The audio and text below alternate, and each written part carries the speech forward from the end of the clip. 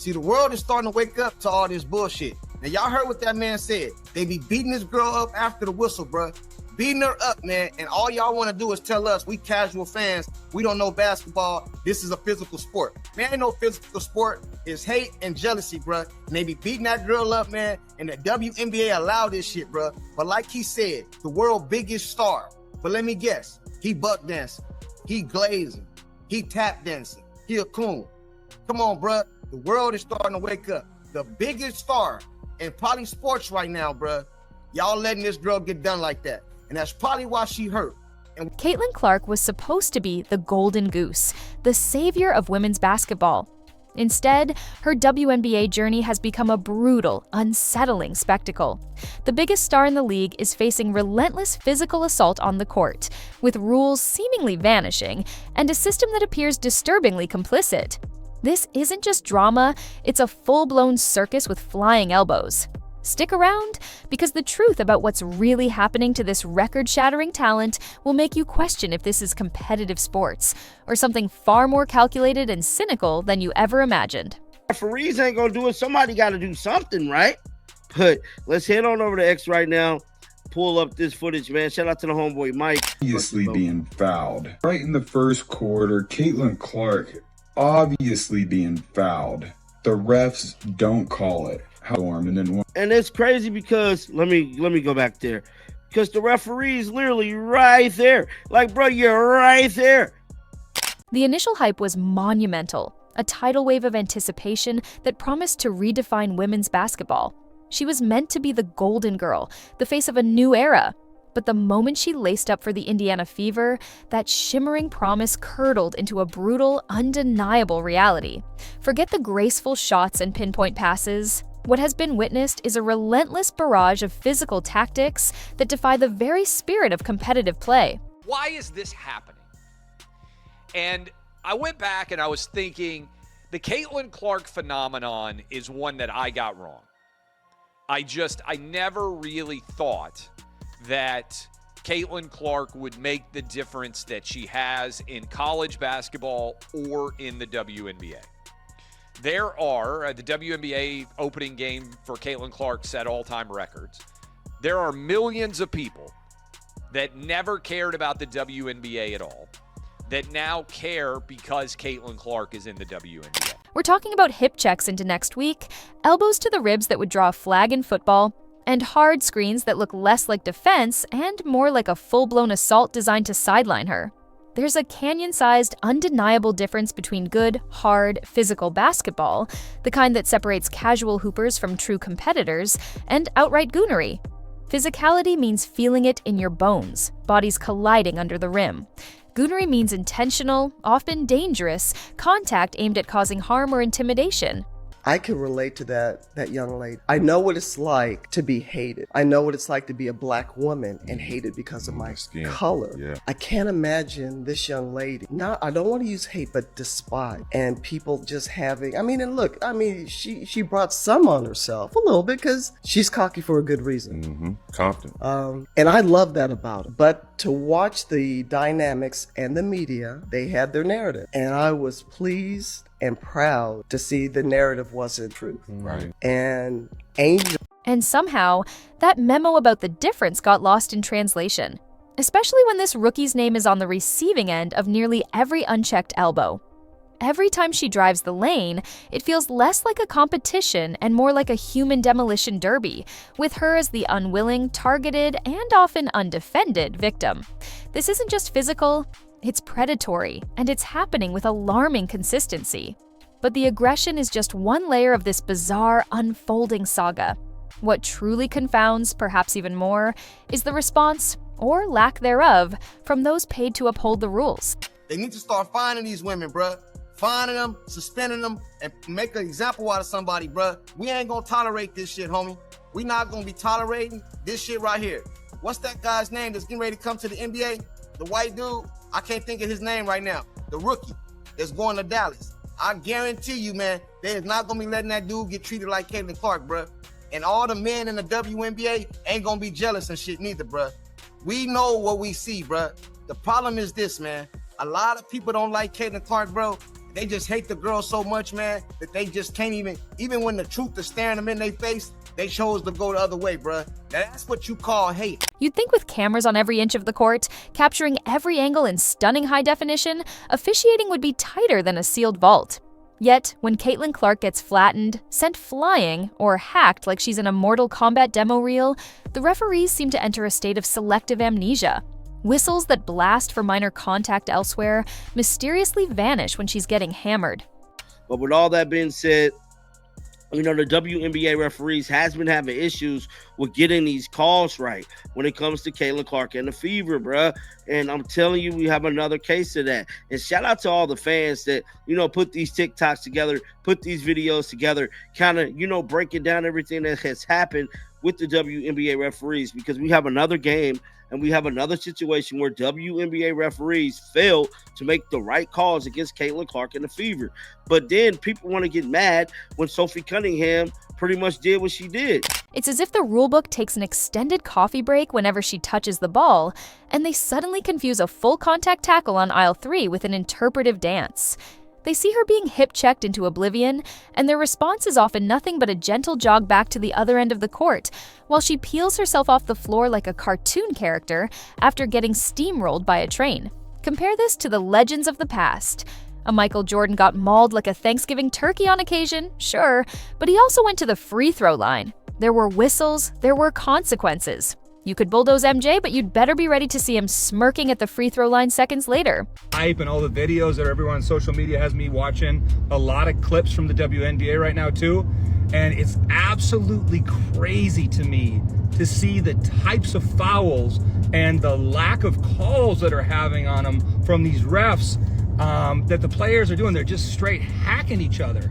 And like, we wouldn't even allow that like at our kids' games that we go to watch, let alone in the NBA. And it's just wild to me that you have somebody that took stadiums which only had like 7,000 people in them to attend live games to completely packed and tripling the ticket prices. That's how basketball used to be officiated, with actual logic and accountability. With this new star, it's silence, crickets, maybe even a shrug. And the media, they too often act like they've gone into full Helen Keller mode, blind, deaf, and seemingly forgetting how replays work. No sight, no sound, no statement, just tumbleweeds rolling across ESPN panels while another clip of her hitting the hardwood goes viral. This curious, consistent pattern of non-calls isn't happening in a vacuum. It's intrinsically entangled with deeper, unspoken currents within the league itself, currents that hint at something far more complex than simple referee oversight.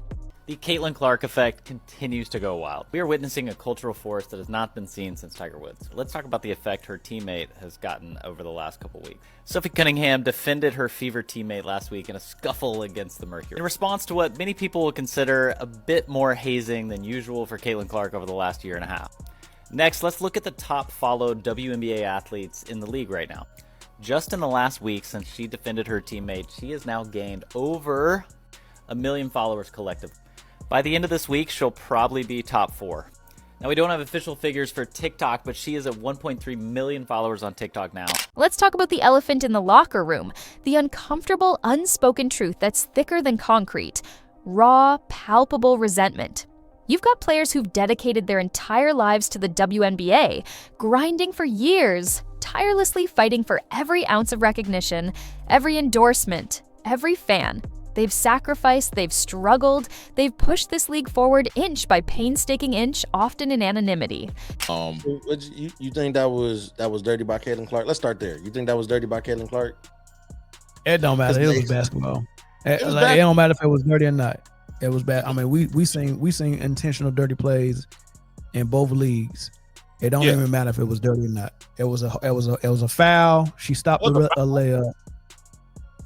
It was a foul. It was a good hard foul, and Caitlyn wasn't even wrong for going to defend her teammate because it was some good hard fouling going on. That's it. Then a fresh face arrives, a rookie straight out of college, and instantly, almost overnight, she eclipses their entire careers in terms of attention, sponsorships, television slots, and fan adoration.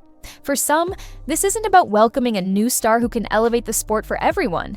It's about a deeply felt sense of being overlooked, of being sidelined. It's the sentiment that this newcomer hasn't earned her place, her fame, her millions in the same grueling, decades-long way they have. This isn't merely about basketball strategy. It's a performative bitterness acted out with knee pads, elbows, and a calculated disregard for fair play. When fans point out the absurdity of uncalled fouls, defenders of this chaos crawl out, claiming it's just physicality or the culture of the league, as if clotheslining someone is some noble act of resistance. But these aren't subtle jabs. These are loud, clear statements. You gotta put it in perspective, right? These girls have been grinding to grow the game of basketball in the WNBA. They've been grinding to grow the sport to the world, the viewerships. They've been grinding for all of this. And then you have this girl that comes along from college and is an instant change. She's handed pretty much being the face of the league. There's going to be girls that are offended by that. And there's going to be girls that think she's got to earn it and she doesn't deserve this early. She's handled it great. I think she's performed last year. She's performing again this year. I think she's the rightful face. It's like they skipped every basketball fundamental class and enrolled straight into How to Be Petty 101. The irony, Caitlyn Clark actually embraces tough play. She isn't asking for ballerina fouls and fairy dust. She wants to compete. But it's tough to compete when you're constantly playing dodgeball with other people's shoulders, enduring aggressive contact that should clearly warrant a whistle. But the challenges don't just come from opponents. Sometimes, the greatest obstacles stand unsettlingly close, right on her own bench. Dominated by black women in a black league that they want to mirror the NBA. But unfortunately, them white girls, they got an extra, they got an extra three-point finger or something. Because this girl has done 565 games. She only played 45 games, and she's one away from tying the WNBA record. WNBA record. This is her second season. With a star player enduring such a relentless gauntlet of physical abuse and uncalled fouls, you'd expect her own coaching staff and teammates to rally around her, to adjust the playbook, to demand accountability, to vocally defend their prized asset. Instead, a deeply unsettling pattern has emerged, one that has left many fans scratching their heads in disbelief. While other teams are trying to break her with elbows, dirty screens, and calculated psychological warfare, it feels like her own bench has stumbled upon the nuclear option: do absolutely nothing. The way that you thank the player that is doing that is to jab her in the eye and shove her when she's making shots and all kinds of stuff, just because the refs are not good enough to call it. And it's just crazy to me.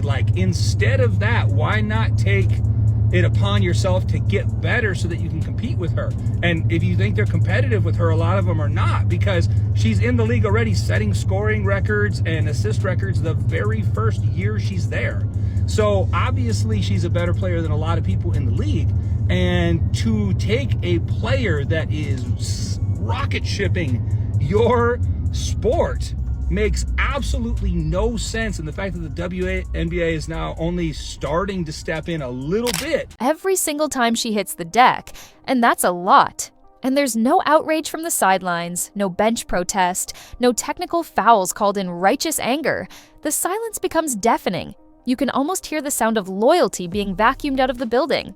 If she's getting obliterated on nearly every possession, and there's no timeout called to strategize, no aggressive adjustment to her playbook to protect her, no vocal demand from the coach for fair play, it suggests a passive-aggressive approach that leaves her isolated and incredibly vulnerable.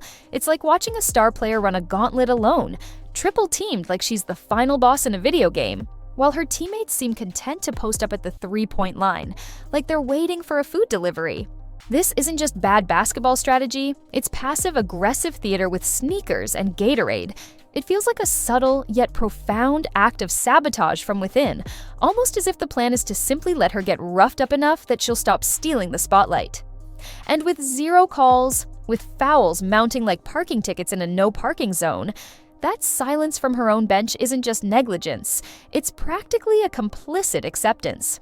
The disturbing reality is that this pattern of silence and inaction extends beyond the court, reaching into the very core of how the league operates. Here's the truly uncomfortable truth that no one wants to admit out loud. The WNBA is reaping massive benefits from Caitlyn Clark's pain.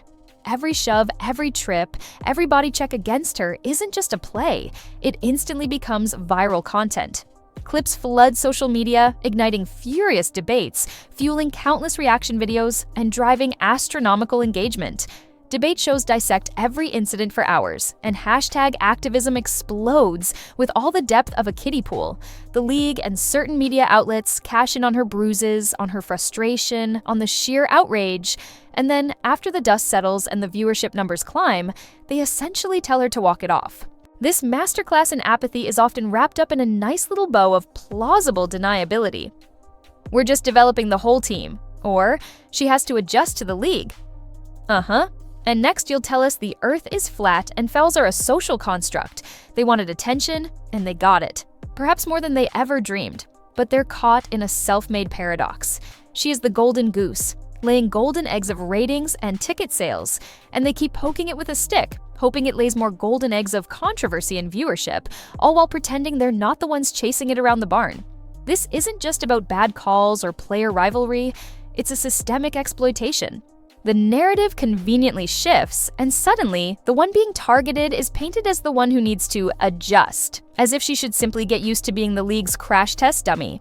Meanwhile, players with half her resume and a fraction of her impact are being treated like endangered species. Don't touch them, don't foul them, don't even breathe on them. But she's fair game. She's the walking, talking lightning rod, the scapegoat, the distraction, the sacrificial lamb in a season that was supposed to be her coronation. Yet, even through this relentless gauntlet, a remarkable resilience is emerging, shaping an unexpected and utterly compelling legacy. Even with all this calculated chaos, even with the obvious targeting, the swallowed whistles, the perceived internal neglect, she just keeps showing up. Keeps scoring, keeps drawing crowds that wouldn't show up for their hometown parades, or even their own team's games before her arrival. She doesn't just bring talent, she brings undeniable receipts. Every elbow she takes is another viral highlight for SportsCenter. Every silent whistle against her turns into another sold-out arena, and every time someone tries to humble her with a cheap shot, they just end up boosting her legend to stratospheric heights. The more they try to break her, the bigger she becomes. This isn't just resilience, it's a masterclass in turning adversity into undeniable, measurable influence. We saw this with her teammate, Sophie Cunningham, who defended her fiercely in a scuffle, and, in less than a week, gained over 1 million followers across social media platforms, solidifying her status as a top-followed WNBA athlete. This effect isn't just about viewership, it's impacting ticket prices, player social media presence, and the sheer cultural relevance of the entire league. She's not asking for special treatment, she's simply asking for consistency and basic officiating. She's navigating a landscape where the rules seem to change only for her, yet her talent, her drive, and her connection with the fans remain unbroken. She is performing despite being asked to play under gladiator rules in a league trying to sell family-friendly basketball. She is rocketing her sport to heights previously unimagined. So, as the spotlight remains fixed on this unprecedented story, the ultimate question still hangs in the air, demanding an answer that will shape the future of this league. So, we've witnessed a new star, an undeniable talent, subjected to a relentless torrent of physicality, far beyond what any other player seems to endure. We've seen referees look the other way, seemingly blind and deaf to blatant fouls. We've explored the simmering resentment from within the league's player base, and even the unsettling inaction from her own coaching staff, who seem to be orchestrating a masterclass in subtle sabotage. And through it all, the WNBA reaps record-breaking profits, fueled in part by the very drama and controversy surrounding her brutal initiation. This isn't just about a player adjusting to the league or physicality. It's a profound, uncomfortable question about accountability, about fair play, about ethical leadership, and about the true, potentially damaging cost of unprecedented success. When the history of this unique chapter in women's sports is written, will it be hailed as the triumphant rise of a new era, or will it be exposed as a dark period where brilliance was deliberately sacrificed for ratings, where a generational talent was neutralized from within? What kind of message does it send when the biggest attraction, the player bringing millions of new eyes to the sport, is treated like a piñata while the entire system profits from the spectacle? The effect continues to go wild, but the question remains: at what ultimate price to her and to the integrity of the game itself? Think about that.